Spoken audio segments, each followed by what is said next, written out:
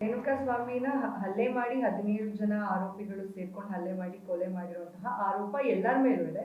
ಈಗ ದರ್ಶನ್ ಅವ್ರ ಮೇಲೂ ಅದೇ ಆರೋಪ ಇರೋದ್ರಿಂದ ಅಂದ್ರೆ ರೇಣುಕಾ ಸ್ವಾಮಿ ಮೃತಪಟ್ಟಿದ್ದಾದ್ಮೇಲೆ ಅವರ ತಂದೆ ಈಗ ನಿನ್ನೆ ಅವರ ಮನೆಯಲ್ಲಿ ಆತ್ಮಶಾಂತಿ ಪೂಜೆ ಮಾಡಿದ್ದಾರೆ.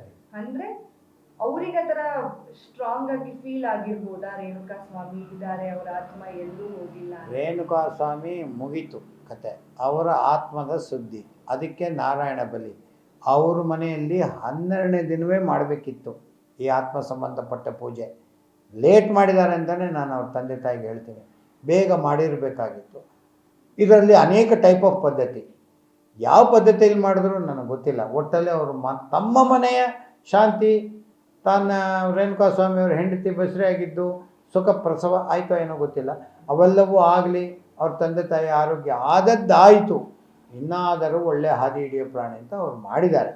ಮಾಡಿದ್ದು ತಪ್ಪಲ್ಲ, ಅದು ತಿರ್ಗಾ ಅಲ್ಲಿಂದ ತೆಗೆದು ಪಟನ್ಗರೆಗೆ ಹಾಕ್ಬಿಡುತ್ತೆ ಭೂತ. ಇವೆಲ್ಲ ಹೆಚ್ಚಿಗೆ ನಂಬಬೇಕಂತಿಲ್ಲ. ಹಾಗೆ ದರ್ಶನ್ ಅವರ ಡೇಟ್ ಆಫ್ ಬರ್ತ್ ನಾವು ನೋಡೋದಾದ್ರೆ 16 ಫೆಬ್ರವರಿ 1977 ಜನಿಸಿದ್ದಾರೆ. ಅವರಿಗೆ ಸಕ್ಸಸ್ ಕಂಡಾದ್ಮೇಲೆ ಅವರ ಜೀವನದಲ್ಲಿ ಅನೇಕ ಸಂಕಷ್ಟಗಳು ಬಂದಿದೆ. ಒಂದಾದ್ಮೇಲೆ ಒಂದು ಅವ್ರ ಲೈಫಲ್ಲಿ ಒಂದೊಂದೇ ಫೇಸ್ ಅನ್ನ ನೋಡ್ಕೊಂಡು ಹೋಗ್ತಾ ಇದ್ದಾರೆ. ಅವರ ಗ್ರಹಗತಿ ಹೇಗಿದೆ, ಅವರು ಮುಂದೆ ಏನು ಮಾಡಬೇಕು? ಈಗ ಅವರಿಗೆ ಮಧ್ಯಂತರ ಜಾಮೀನು ವಜಾ ಆಗಬೇಕು ಅಂತ ಹೇಳಿ ಕೂಡ SPP ಕರ್ನಾಟಕ ಸರ್ಕಾರ ಪ್ರಾಸಿಕ್ಯೂಷನ್ ಅವರು ಸುಪ್ರೀಂ ಕೋರ್ಟ್ ಮೊರೆ ಹೋಗಿದ್ದಾರೆ. ಈಗ ಅದರದ್ದು ವಿಚಾರಣೆ ಇದೆ. ಹಾಗೆ ಈಗ ರೆಗ್ಯುಲರ್ ಬೇಲ್ ಅರ್ಜಿನೂ ವಿಚಾರಣೆ ಇದೆ.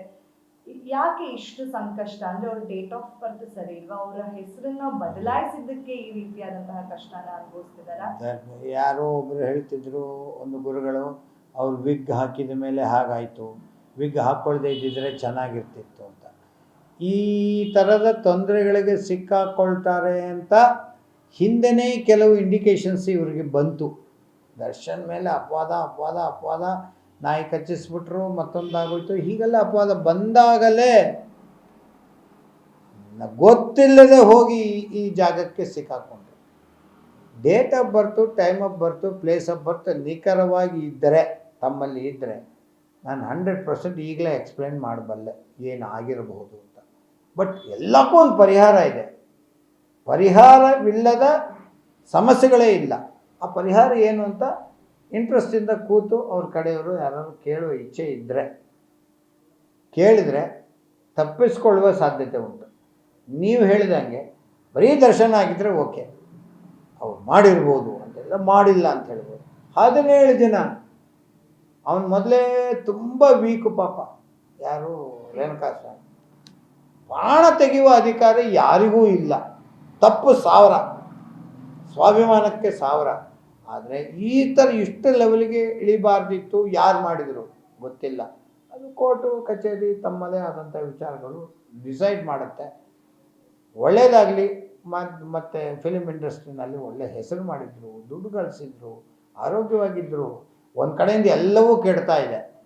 ನಾನು ಹೇಳೋದು ಈಗಲೂ ಇದೆಲ್ಲ ನಾಳೆ, ಅದು ನಾಳೆ ಎಲ್ಲ ನಾಡಿದ್ದು ಉತ್ತಮವಾದ ಪರಿಹಾರಗಳಿದೆ. ಖಂಡಿತ ಮಾಡಿಕೊಳ್ಳಿ. ಒಳ್ಳೆ ಮನುಷ್ಯರಾಗಿ ಇನ್ನು ಮುಂದೇನಾದರೂ ಅದೇನೇ ಹೇಳಿದೆ, ಆದದ್ದಾಯಿತು, ಇನ್ನಾದರೂ ಒಳ್ಳೆ ಹಾದಿ ಹಿಡಿ ಅಂತ ದೇವರವ್ರನ್ನ ಕಾಪಾಡಲಿ, ಚೆನ್ನಾಗಿಟ್ಟಿರಿ.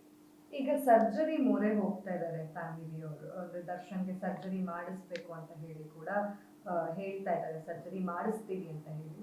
ಅದರಿಂದ ಏನಾದರೂ ಇನ್ನೊಂದಷ್ಟು ತೊಂದರೆಗಳಾಗತ್ತಾ? ಅಮ್ಮ, ದೇವರು ಕೊಟ್ಟಿರೋದು ಲಕ್ಷಣಗಳು ನಮಗೇನೋ ಒರಿಜಿನಲಿ ಎಲ್ಲ ಕೊಟ್ಟಿದ್ದಾನೆ. ಅದನ್ನು ಏನೋ ಕೈ ಮುಡ್ತಾ ಇದ್ದೀವಿ ನಾವು, ಸುಮ್ಮನೆ ಇರದೆ. ಅದು ತೊಂದರೆ, ಅದೇನೋ L1 L5 ಅಂತ ಏನೇನೋ ಇದೆಯಂತೆ. ಮುಟ್ಟಿದರೆ ಅದರಲ್ಲಿ ಆಗುವ ತೊಂದರೆಗಳನ್ನು ಅನುಭವಿಸ್ಬೇಕು. ಬಟ್ ಸಕ್ಸಸ್ಫುಲ್ಲು ಆಗಬಹುದು. ಒಳ್ಳೆ ಹಾಸ್ಪಿಟ್ಲು, ಒಳ್ಳೆ ಡಾಕ್ಟ್ರು, ಒಳ್ಳೆ ಎಕ್ಸ್ಪರ್ಟ್ಸು ಟ್ರೈ ಮಾಡಬಹುದು. ಮಾಡಿ ಹುಷಾರಾಗಲಿ ಅಂತ ಧನ್ವಂತರಿಯಿಂದ ಪ್ರಾರ್ಥನೆ ಮಾಡಬೇಕು, ಇಷ್ಟೇ. ಅದರಿಂದ ಏನೋ ತೊಂದರೆ ಆಗುತ್ತಾ ಅಲ್ಲ, ಹೇಗೆ ಆಚೆಗೆ ಬರಬೇಕು ಇದರಿಂದ ಅಂತ ಯೋಚನೆ ಚೆನ್ನಾಗಿ ಮಾಡಬೇಕು. ಗ್ಯಾರಂಟಿ ನ್ಯೂಸ್, ಸುದ್ದಿ ಖಚಿತ, ನ್ಯಾಯ ನಿಶ್ಚಿತ.